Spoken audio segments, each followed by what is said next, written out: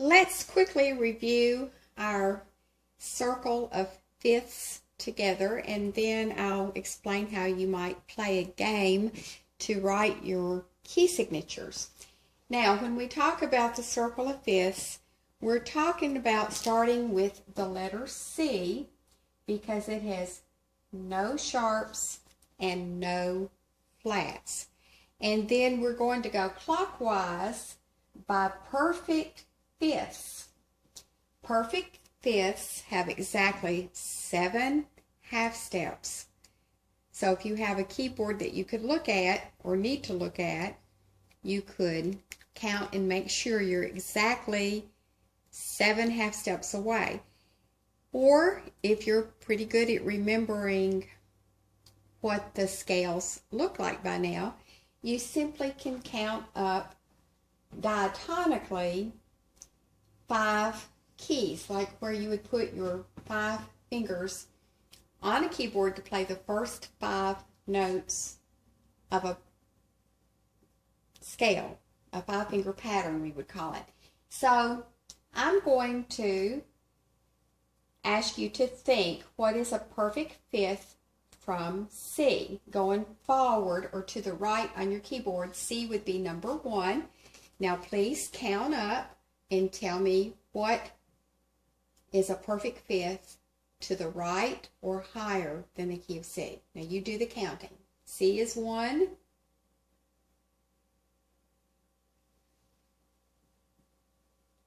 I hope that you came to G. So we would place G on our diagram. And now we would start with the letter G as number 1, and we're going to go a perfect fifth higher. Would you please count up and tell me what is a perfect fifth higher than G? I hope that you called out D. All right, let's start on D and go forward a perfect fifth. We'll do this one together. D is 1, E, F, G, A. So A is perfect fifth higher than D. All right, let's do A together. When I start on A as number 1, B, C, D, E.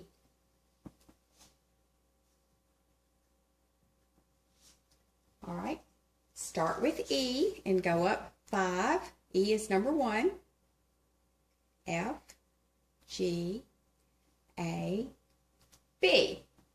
So I think probably you managed to do that. Now let's go back and review. C has no sharps and flats, so I'm going to put 0. And I'm going clockwise. I'm going to the right, so I'm thinking sharps. G has 1 sharp. D then has how many?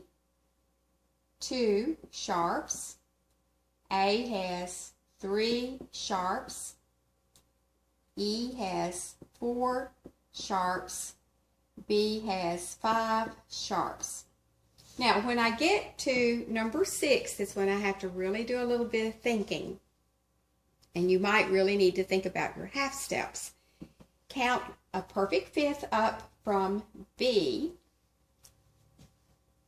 And if I just say the letters B, C, D, E, F, if I say F, that is not 7 half steps. So if you look at a piano keyboard, you would see that you have to call this one F sharp. And it would have 6 sharps. And when we get to number 6, we're going to think enharmonically. Remember, enharmonically means it will be the same pitch, but we will call it by a different name. So F sharp can also be called G flat. Now let's draw a little picture of that in the middle so that you can see again what enharmonic means. Here is F sharp. If I stand on the white key F and I go to the right, I have to call it F sharp. But if I stand on G and walk to the left, I call it G flat. So that's how that works. Now, let's start with, I'm going to ask you to start thinking in flats when we get to number 6. Count up 5, please, from G. G, A, B, C, D. Well, can it be D? I already have a D. So this one has to be D flat. Now let's count 5 from D flat, but you can still count with the white letters if you want to. D, E, F, G, A. But can it be A?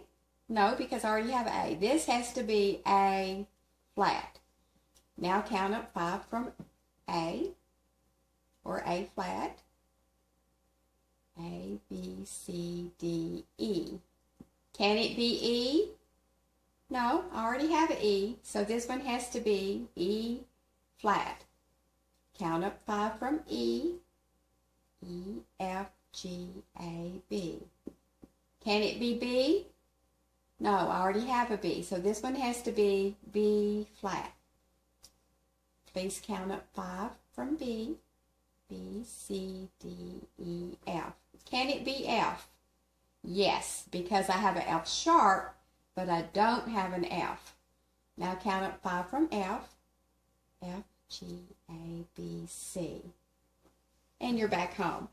Now, let's go back and supply how many flats. Now, when I get to the 6 flats or the 6 sharps, as I come this direction on my diagram, I'm subtracting.